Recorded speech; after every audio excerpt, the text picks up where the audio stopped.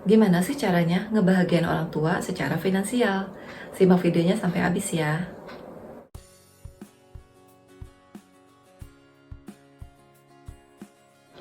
Hai, balik lagi di channel Sansan Bukan Wawa.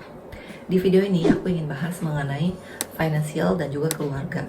Terutama buat kalian yang udah punya penghasilan sendiri atau ibaratnya udah mandiri lah secara finansial.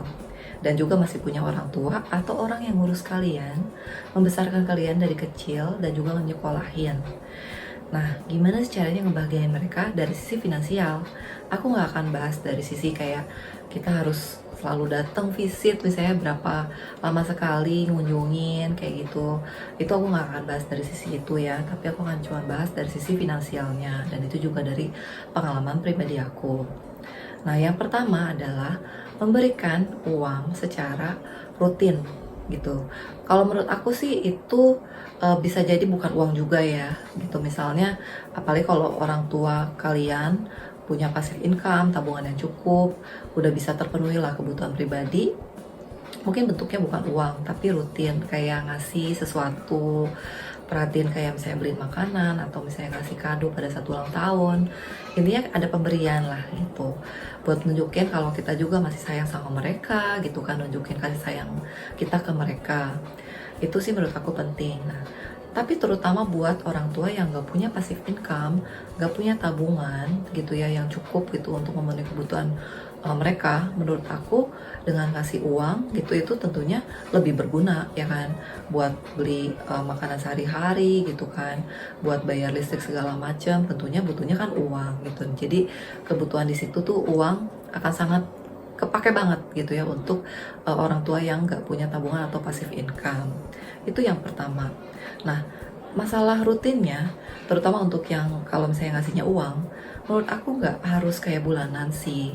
Itu menurut aku tergantung dilihat juga ya, apakah orang tua kalian itu benar-benar nggak ada penghasilan sama sekali, mungkin itu bulanan ya, harus gitu kan buat bisa memenuhi kebutuhan sendiri, beli makan gitu kan, listrik segala macam. Nah, tapi kalau misalnya dia ada lah penghasilan passive income gitu ya, tapi mungkin nggak seberapa, kita bisa tambahin gitu ya dengan support dari kita. Mungkin itu bisa jadi nggak perlu bulanan, misalnya berapa bulan sekali, atau ada yang tahunan. Temen aku ada yang sharing ke aku kalau dia ngasih ke orang tuanya itu tahunan gitu, jadi langsung besar, dia mungkin tabung tiap bulan tapi dia terus kasihnya dalam jumlah besar ke orang tuanya setahun sekali. Ya itu sih sebenarnya menurut aku juga tergantung lah, terserah caranya gimana. Cuman bentuk kita ngasih gitu ya dengan niat kita tentunya sukarela kan ngasih ke orang tua, itu akan dilihat oleh orang tua kalau kita tuh masih perhatian sama mereka ya kan.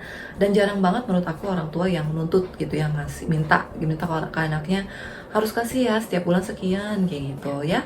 Aku pernah dengar lah cerita-cerita kayak gitu, ada aja, tapi rata-rata namanya orang tua tuh nggak matok gitu, ibaratnya kayak nggak minta, nggak menetapkan kayak harus nih kalian harus kasih ke kita ya, ke mau papa sekian gitu. Itu aku jarang banget. Nah, karena mereka biasanya nggak minta gitu ya, nggak menetapkan harus ngasih berapa, jadi kan kita harus punya kesadaran sendiri dengan memberikan gitu apa yang kita punya gitu kan, secara reguler menurut aku gitu. Itu yang pertama. Nah, terus kalau yang kedua itu adalah ngomongin kayak dana darurat. Dana darurat tapi spesifik untuk orang tua, kebutuhan orang tua. Nah, yang nomor dua ini mungkin lebih tepatnya adalah untuk orang tua yang tinggalnya nggak bareng sama kita. Kan kayak kalau mama aku tuh tinggalnya nggak bareng sama aku kan, gitu. Tapi kalau misalnya orang tuanya tinggal bareng sama kita, kemungkinan butuh dana darurat akan kecil. Karena di sini aku akan ceritain beberapa kebutuhan dana darurat gitu ya, untuk yang kalau misalnya orang tuanya nggak tinggal sama kita. Kayak kalau dari pengalaman aku, mamaku ada butuh untuk misalnya benerin bocor, terutama di rumah sih gitu ya, misalnya ada benerin bocor atau ada rusak apa alat apa, atau ada kebutuhan beli apa di rumah gitu ya, peralatan perabot atau misalnya perkakas yang lumayan misalnya mahal. Nah, itu menurut aku worth it banget kalau kita nabung, nyisihin dana darurat yang spesifik buat kebutuhan orang tua gitu. Nah, kalau misalnya orang tuanya tinggal sama kita, kemungkinan kebutuhan itu kan akan hilang karena ya tentunya rumahnya kan rumah kita juga, kita yang harus mastiin rumah dalam keadaan baik gitu kan. Bocor tentunya kita beresin, jadi udah mengeliminasi lah gitu kemungkinan dana darurat dalam hal ngebenerin bocor-bocor rumah kayak gitu. Tapi kalau misalnya yang orang tuanya nggak tinggal sama kita gitu kan, tentunya akan ada aja lah kebutuhan buat ngebenerin sesuatu gitu ya, yang terutama kayak bocor, kayak misalnya ada alatnya rusak, misalnya mesin cuci rusak, atau misalnya kulkasnya rusak kayak gitu, peralatan-peralatan rusak gitu kan tentunya harus beli baru ya kan. Dan sementara kita buat yang misalnya udah punya penghasilan dan juga udah punya keluarga ya, udah punya pasangan, udah punya anak ya kan, dan kita juga punya kebutuhan pribadi juga gitu untuk keluarga inti kita gitu ya, pasangan dan anak, itu tentunya bisa kerasa akan cukup berat gitu ya kalau misalnya penghasilan kita pas-pasan dan kita tiba-tiba misalnya orang tua butuh nih, atau misalnya orang tua nggak dengan apa ya secara langsung bilang oh butuh beli ini gitu ya, tapi kita tahu nih keadaannya karena misalnya pas kita lagi ngunjungin oh ternyata ini rusak, dan kadang orang tua suka nggak enak juga ngomong gitu kan, oh ini rusak gitu kan, terus minta ganti gitu, minta tolong dibeliin gantinya yang baru, kadang tuh suka nggak enak. Jadi kadang kita harus sadar sendiri gitu ya, lihat atau misalnya nanya, cek ke kebutuhan mereka. Dan pada saat kita tahu dan kita harus misalnya beli gitu ya, misalnya ada mesin cuci rusak atau kulkas rusak gitu kan, kita beli ya, kalau misalnya belinya cash kan lumayan tuh kerasa. Bisa aja pakai cara cicilan sih, tapi kalau aku pakai caranya adalah bikin dana darurat tabungan gitu ya, yang khusus untuk orang tua gitu. Jadi kalau misalnya udah ada tabungan itu, kalau misalnya pas lagi ada kebutuhan, misalnya orang tua butuh apa, bisa ngambil dari situ gitu. Dan kita juga secara plan keuangannya gitu ya, untuk keluarga inti kita juga aman ya kan, dan untuk orang tua juga tetap terpenuhi gitu. Misalnya ada juga kasusnya kayak misalnya sakit yang rawat jalan ya kan, kadang kan kalau misalnya untuk kebutuhan asuransi untuk lebih ke rawat inap ya. Nah kalau untuk rawat jalan juga misalnya perlu lumayan gitu ya, beli obat segala macam, itu kita bisa pakai juga dari dana darurat itu gitu. Itu menurut aku sangat-sangat kepake dan ngebantu untuk mastiin pengelolaan keuangan aku, terutama untuk keluarga inti itu nggak jadi kacau gitu loh. Jadi kita tetap bisa ngeplan untuk perencanaan keuangan kita, misalnya untuk tabungan pendidikan anak, atau misalnya kita juga misalnya kita harus punya tabungan sendiri juga gitu kan. Itu jadi tetap aman ya kan, karena kita udah nyisihin secara rutin untuk keperluan orang tua. Itu yang kedua ya. Nah selanjutnya yang ketiga, yang terakhir, itu menurut aku juga sangat-sangat penting adalah asuransi rawat inap, terutama ya rawat inap, karena rata-rata untuk asuransi kesehatan itu kan rawat inap ya kebanyakan. Ada sih yang rawat jalan, tapi biasanya preminya akan lumayan mahal, dan menurut aku ya nggak selalu rawat jalan itu akan makan biaya besar. Tapi kalau misalnya rawat inap itu rata-rata makan biaya besar ya, untuk kamarnya, untuk misalnya amit-amit ada operasi atau tindakan yang mahal gitu, dan itu makanya biasanya ada asuransinya. Kalau BPJS itu bisa rawat jalan juga kan, untuk rawat jalan dan rawat inap ke cover, tapi BPJS itu terbatas untuk beberapa kondisi medis tertentu lah. Kayak menurut aku ada contohnya itu pada saat kayak misalnya demam berdarah. Menurut yang pernah aku dengar gitu ya, aku nggak tahu juga sekarang gimana update-nya. Itu kalau misalnya trombositnya 5.000 ke bawah baru bisa dirawat dan pakai BPJS. Tapi kalau misalnya enggak, itu enggak bisa pakai BPJS, berarti kan harus pakai dana pribadi ya kan. Sementara itu lumayan juga pasti rawat inap kan, dirawat. Jadi makanya menurut aku asuransi kesehatan rawat inap untuk orang tua itu sangat penting gitu. Orang tua tuh kadang kalau misalnya pas kita pertama tawarin, kayak waktu aku pertama tawarin, nggak usah lah sayang gitu, preminya bulanan lumayan kan, mereka pasti akan kayak gitu karena nggak mau membebani kita sebagai anak gitu kan, karena itu jadi expense lagi. Dan mungkin buat sebagian orang juga asuransi kayak ibaratnya nggak ada fisiknya gitu kan, nggak kayak kita beli barang benar kita pegang. Kayak asuransi kan nggak, kalau nggak ada risiko, nggak ada kejadian sakit atau apa kan ya ibaratnya kayak duitnya hilang. Nah makanya aku tuh selalu pilihnya asuransi kesehatan yang unit link, karena kan aku juga agen gitu ya, agen asuransi, makanya aku pahamin mengenai asuransi kesehatan ini. Aku dari Generali, jadi mamaku aku ikutin untuk asuransi kesehatannya yang Generali gitu.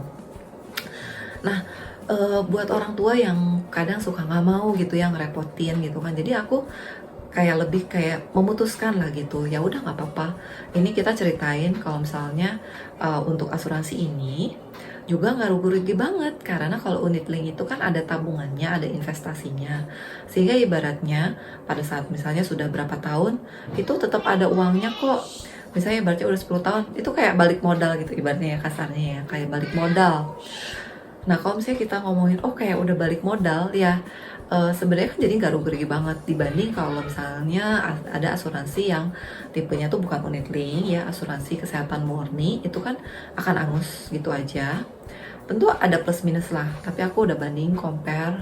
Sebelum aku jadi agen pun aku udah compare gitu ya, karena aku waktu aku ambil asuransi kesehatan buat orang tua aku, ya buat mamaku gitu ya, itu tuh pada saat aku belum jadi agen, jadi aku compare asuransi dari perusahaan A, B, C gitu, aku compare. Yang kesehatan murni juga aku compare gitu kan. Aku juga waktu dulu punya persepsi kayaknya kalau kesehatan murni mungkin lebih murah karena kan nggak ada investasinya gitu kan dibanding kalau unit link. Ternyata pas aku compare secara sendiri, aku compare gitu ya, malah yang unit link lebih better gitu aku lihatnya. Jadi akhirnya aku fokus ke yang unit link, aku compare dari beberapa, dan akhirnya aku ambil yang Generali gitu loh, dan aku ambil juga buat diri sendiri. Dan akhirnya aku ngeliat kayak kenapa nggak jadi agen aja ya, menurut aku bagus gitu loh. Aku bisa ngenalin ke orang-orang gitu kan, terutama ke keluarga gitu ya terdekat. Aku udah ambil juga nih gitu berapa, secara buat walaupun aku agen, aku ambil juga buat keluarga gitu loh, karena aku tahu gimana bagusnya asuransi ini gitu. Jadi itulah kenapa aku pilihnya asuransi unit link. Dan kejadian tuh waktu kemarin mamaku tuh kan kecelakaan di rumah sih, kecelakaan gitu ya, jatuh jatuh di rumah, kepleset gitu kan. Dan akhirnya mata kakinya itu kayaknya agak retak gitu, dan keadaannya tuh kakinya jadi kayak muter, aku nggak bisa gambarin gimana, coba ini kayak kayak muter ngebalik, kayak ngadep ke muka gitu kan, itu serem banget. Ibaratnya kaki kayak gini gitu ya, kaki kaki kayak gini, biasanya kita kayak gini doang, kaki ini kayak bisa ngebalik gini. Aku juga gak kebayang sih, cuman kan panik juga tuh sama aku, nggak ada orang di rumah, tapi dia berhasil untuk ngebalikin lagi dari gini, jadi balikin lagi kayak ke awal, tapi kayak ada bunyi-bunyi katanya gitu. Dan dia coba jalan juga sakit ya kan.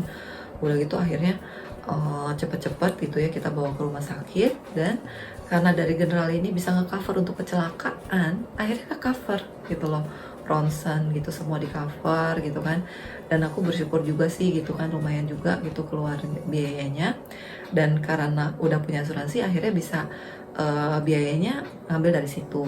Tapi karena aku juga beliin kursi roda, ya kursi roda akhirnya aku ambillah dari dana darurat itu tadi gitu. Jadi akhirnya aku bisa lah gitu ya, ibaratnya menuin kebutuhan orang tua gitu kan. Gak pusing kayak misalnya, aduh gimana nih kecelakaan harus ke rumah sakit, nanti gimana, mahal nih gitu kan, uangnya dari mana kalau nggak ada uangnya misalnya gitu ya, kalau nggak ada anak yang ngebantuin, nge-support dalam hal finansial gitu kan. Terus udah gitu mikirin juga nanti gimana nih, nggak ada tongkat atau nggak ada kursi roda, belinya dari mana. Tapi karena aku udah ada dana darurat, ya akhirnya ngambil dari situ gitu. Jadi menurut aku itu pengalaman yang patut di-share gitu ya buat kalian. Misalnya buat kalian yang sekarang baru mulai punya penghasilan, menurut aku mungkin tergantung dari kalian sih. Menurut aku jangan dipaksain, jangan dibebani juga. Misalnya kalian punya plan untuk merit misalnya, atau punya impian-impian lain, itu kalian serelanya sih gitu ya. Misalnya kalian tunggu, ya udah deh, udah setahun dulu baru mulai rutin ngasih misalnya, dan itu juga bisa berkala. Misalnya ya udah deh, mampunya 3 bulan sekali dulu gitu kan, atau 6 bulan sekali, atau misalnya setahun sekali gitu ya. Lama-lama meningkat, dengan penghasilan kalian meningkat, lama-lama jadi lebih rutin lagi. Misalnya awalnya ngasih berapa, ditingkatin misalnya kayak gitu, itu juga bisa sih. Tapi intinya itu harus dari sukarelanya kalian. Terakhir mungkin aku pengen bahas dari sisi kita sebagai sandwich generation ya. Aku kan termasuknya sandwich generation karena orang tua nggak ada penghasilan yang rutin gitu ya, nggak ada passive income yang rutin. Jadi dan juga Dan juga aku punya anak gitu ya, jadi keluarga inti yang harus disupport juga. Makanya dibilang sandwich generation, jadi kita di tengah gitu kan, mensupport untuk orang tua dan juga mensupport untuk anak tentunya ya. Nah, dalam hal untuk memenuhi kebutuhan mereka, tentunya kita harus pikirin punya pengelolaan juga yang baik gitu loh. Jangan sampai kita juga jadi keder gitu kan, aduh jadi stres gitu ke bawah, kayak aduh gimana nih kalau kalau misalnya nggak sanggup menuhin kebutuhan orang tua, atau misalnya malah jadi nggak bisa memenuhi kebutuhan anak juga ya kan. Makanya pengelolaan keuangan kita sebagai sandwich generation itu menurut aku penting banget, pengelolaannya dipastiin gitu kan. Kayak tadi tuh dana darurat untuk keperluan orang tua aku belum pernah terlalu dengar, tapi aku coba terapin karena hal ini ngebantu aku ya, jadi aku lebih tenang aja. Misalnya suatu saat kayak orang tua butuh, oh ini harus ganti apa, misalnya ada barang elektronik yang rusak, ya udah aku nggak worried gitu kan, aku nggak jadi aduh deg-degan, jadi kepikiran aduh gimana ya, cukup nggak ya untuk misalnya target aku untuk misalnya biaya pendidikan anak misalnya. Tapi karena aku udah punya dana darurat ya, semua itu jadi aman. Itu sih kira-kira pengalaman aku gimana caranya ngebahagiain orang tua secara finansial. Dan ingat ya, orang tua itu kadang kan juga nggak suka yang terlalu apa ya, nuntut minta gitu terus-terusan ke anak, karena mereka juga apa namanya, mikirin gitu ya, orang anak itu kan punya kebutuhan juga, udah berkeluarga terutama, jadi mereka juga nggak secara langsung gamblang ngomongin kebutuhannya, kecuali kalau udah urgent banget gitu. Tapi kalau saya yang nggak terlalu urgent tapi sebenarnya mereka pengen gitu kan, itu mereka biasanya pendem gitu. Nah, makanya kita harus selalu cek gitu ya, kira-kira kebutuhan secara orang tua dari sisi finansial tuh apa aja sih gitu ya. Itu menurut aku tipsnya yang bisa coba diterapin juga ya kan. Dan kalau misalnya kita punya saudara ya, bukan anak tunggal, kita juga bisa konsultasi sama mereka ya kan. Misalnya kalau kayak kita sanggupnya segini nih gitu, oh kalau kamu kira-kira sanggupnya segimana, menurut aku bagus banget kalau bisa dikomunikasiin ya kan. Misalnya kita punya saudara ada satu atau ada dua gitu kan, jadinya kita bisa bareng-bareng lah gitu mensupport buat mastiin orang tua itu punya masa tua yang juga bahagia. Jadi itu sih tipsnya gitu ya, dari pengalaman pribadi aku. Semoga bermanfaat buat kalian, terutama yang udah berkeluarga, buat kalian yang sandwich generation dan ingin memenuhi kebutuhan orang tua. Bisa coba diterapin beberapa tips dari aku tadi gitu ya. Nah, buat kalian yang belum subscribe, jangan lupa klik subscribe dan nyalain lonceng notifikasinya ya, jadi kalian tahu kalau aku upload video baru. Oke, see you on the next video. Dadah.